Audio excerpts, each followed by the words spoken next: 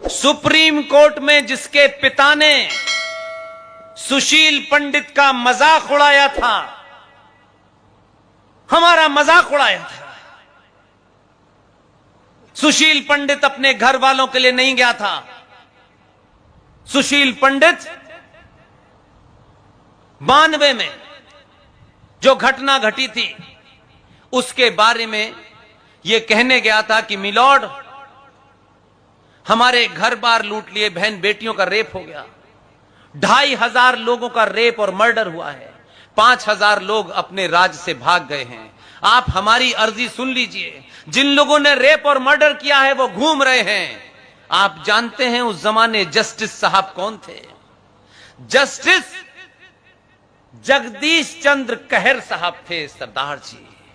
उन्होंने क्या मजाक उड़ाया, जिसका परिवार लुट गया हो, जिसका बहन बेटी का रेप उसके सामने हुआ हो, जिसके 1200 बीघे के सेब के खेत उजड़ गए हो, उस पे जस्टिस साहब हंस के मस्करी की हंसी करते हुए चंद्रचूड़ के साथ में बैठे थे। कहा, तुम पब्लिसिटी के लिए आए हो?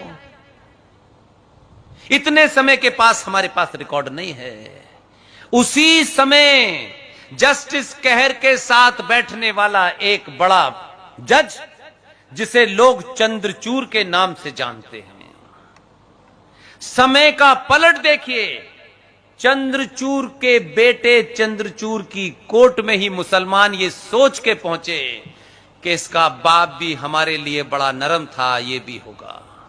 लेकिन जब ऊपर वाले को काम कराना होता है तो वो आपको मुझे किसी को चुनता है, और जिससे काम कराना होता है उसकी बुद्धि भ्रष्ट कर देता है।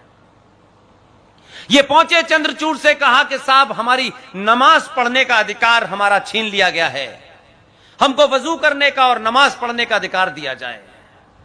चंद्रचूड़ ने जब नोटिस को पढ़ा तो उन्होंने कहा कि आपको नमाज पढ़ने का पूरा अधिकार है,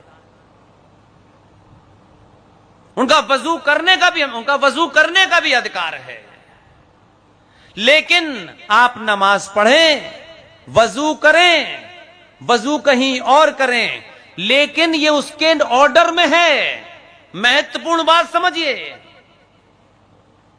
सुप्रीम कोर्ट के जज चंद्रचूड़ के उस ऑर्डर में है, नमाज पढ़िए, वजू करिए, लेकिन जहां बाबा विश्वनाथ हैं वो जगह तो सील ही रहेगी। 3 तारीख को उनकी हिम्मत बढ़ाने के लिए, क्योंकि कुछ हमारे बीचों में से गद्दार जो चंद रुपयों के लिए बिक गए हैं, इस मुकदमे को किसी भी तरीके से कमजोर करना चाहते हैं। मैं 3 तारीख को बनारस कोई भाषण देने नहीं जा रहा हूं। मैं विष्णु शंकर सेन, जो 35 साल का एक युवा वकील है, जो 75 साल के अपने पिता के साथ लड़ाई लड़ रहा है, जिनके पिता के लंग्स में इन्फेक्शन है, मैं उन दोनों को यह एहसास दिलाने जा रहा हूं कि तुम्हारी लड़ाई में पैसे रुपए की तुमको कमी नहीं होगी।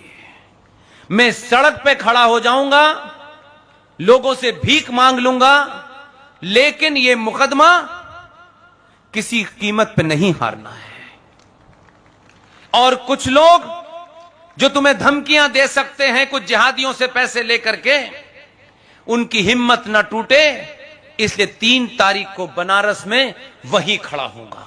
देखता हूं कौन माई का लाल है जो विष्णु शंकर जैन और हरि शंकर जैन को छूता है। सिर्फ इसलिए जा रहा हूं, ऐसा नहीं है कि सिर्फ भाषण ही देता हूं। इसलिए मुगल गार्डन से, उस मुगल बादशाह कौन था जिसके नाम से ये मुगल गार्डन है, मैंने सरकार के सामने नहीं, राष्ट्र के सामने ये मांग रखी है।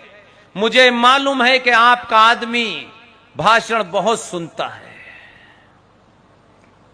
कानों तक बात पहुंची 2 बार तो बात पूरी हो गई, इसलिए भरोसा हो गया है। मैंने मांग रखी है कि जब इस देश में मुगल यहां नहीं थे, जिन्होंने सनातनी हिंदुओं का जनेऊ काटे, किलो किलो में बेचे, टनों टनों में आपने तोला, और सनातनी महिलाओं को 2-2 रुपए में नंगा करके लाल किले के सामने मीना बाजार में आपने उनकी बोली लगाई।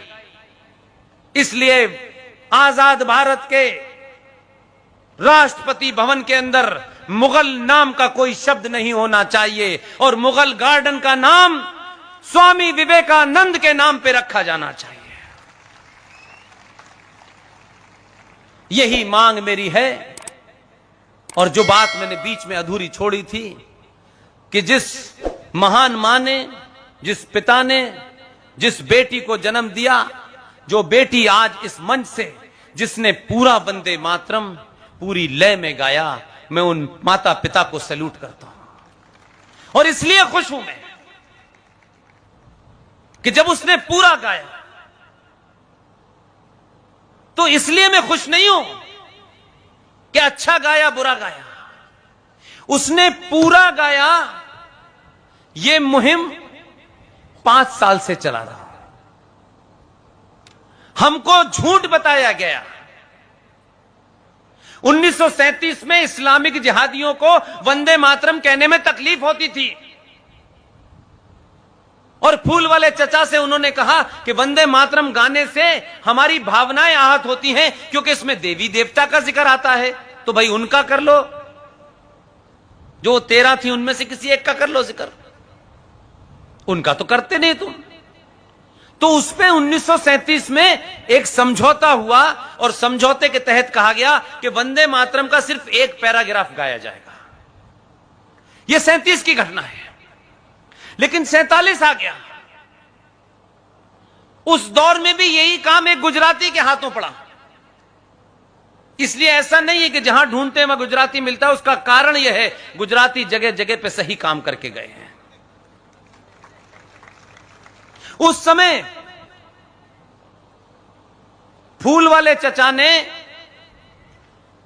देश का गौरव, गुजरात की पहचान, लौह पुरुष सरदार पटेल को एक काम सौंपा और कहा कि 15 अगस्त को जब भाषण खत्म हो जाएगा, आजादी की पूरी बात होगी, घोषणा होगी, उसके बाद आपको भारत की संसद में वंदे मातरम गाना है।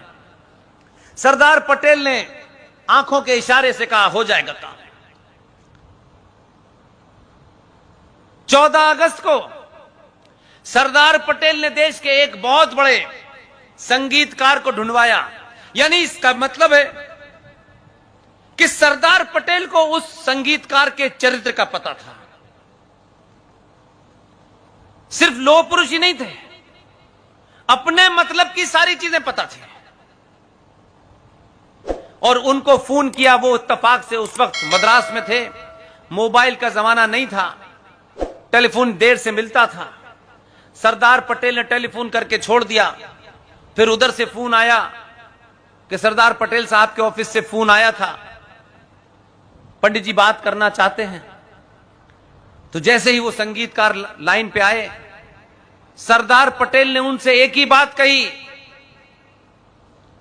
आपको 15 अगस्त को जब भारत के संसद में आजादी की घोषणा होगी तो आपको वंदे मातरम गाना है। देखिए जरा उनका कद, देखिए लोगों का, कोई मिलता नहीं है ऐसा। उस आदमी की तरफ ये राष्ट्र उसका नाम भी नहीं जानता, लेकिन ऐसे लोग खामोशी से चले गए। उन्होंने कभी पद्मश्री, पद्म विभूषण, राज्यसभा की टिकट, नफा नुकसान कभी जीवन में नहीं देखा। सरदार पटेल ने जब उनसे यह कहा कि आपको दिल्ली आना होगा और आपको वंदे मातरम गाना होगा, उस आदमी का चरित्र देखिए। उसने सरदार पटेल को टेलीफोन पे एक ही लाइन बोली, कहा कि मैं खंडित भारत में खंडित वंदे मातरम नहीं गाऊंगा। सरदार पटेल का चरित्र देखिए, कोई जवाब नहीं दिया। सरदार पटेल ने कहा मैं हेलीकॉप्टर भेज रहा हूं। वो आए, संसद में फूल वाले चाचा ने अंग्रेजी में आजादी की घोषणा की, क्योंकि उन्हें मालूम था कि भारत के लोग हिंदी नहीं जानते, और भाषण देकर के वो मंच पे आके बैठ गए। सरदार पटेल की तरफ नेहरू जी ने देखा कि भाई कहां है। सरदार पटेल ने जिस संगीतकार की तरफ देखा, क्या उसका कोई नाम जानता है? आज उसके वंशज अगर ये सोचते होंगे कि हमारे पूर्वजों ने ऐसे काम किए, इन 90-95 करोड़ सनातनियों में लोग उनका नाम भी नहीं जानते, तो उनको कितना दुख होता होगा। और अगर कोई वंशज उनके परिवार का जिंदा है, तो मैं बार बार इसका जिक्र इसलिए करता हूं, अगर कोई 10वीं पीढ़ी भी उसमें से है, अगर मेरी आवाज चली जाएगी तो मैं सिर्फ इतना ही खुश होऊंगा कि उनके पीढ़ियों के लोग कहेंगे कि हमारे पूर्वज महान थे, कम से कम कोई तो नाम ले रहा है, नहीं तो इस राष्ट्र ने उनको भुला दिया। जानते हैं उस संगीतकार का नाम क्या था? जब सरदार पटेल ने उनकी तरफ इशारा किया, उनका नाम था पंडित ओंकार नाथ ठाकुर। मंच पे गए, राग में 9.5 मिनट में पूरे 22 पंक्तियों का वंदे मातरम गाया।